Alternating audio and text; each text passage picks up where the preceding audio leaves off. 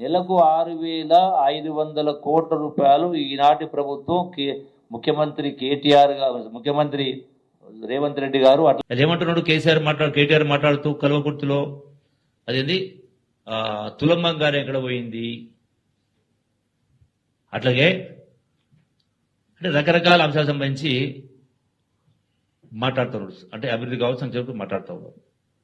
అసలు ఈ తులం బంగారమైన ఇతర అంశాలకు సంబంధించినటువంటివి చాలా ఇష్యూస్ ఉన్నాయి. ఇంకా కొన్ని చేసేది 2,500 రూపాయలు పెన్షన్ కావచ్చు, ఇంకోటి కావచ్చు.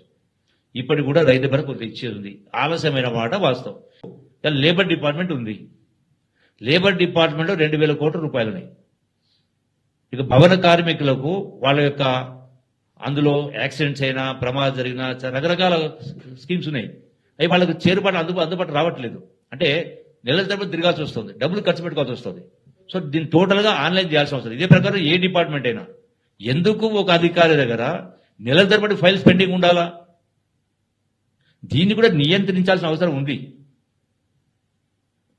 ఎక్కడ ఏ ఫైల్ అయినా ఏ అధికారి అయినా దాని యొక్క సందర్భాన్ని బట్టి మాక్సిమం అంటే వారం రోజులు, 10 రోజులు, 10 రోజులు, నెల, సంవత్సరాల తరబడి ఎందుకు ఉండాలా?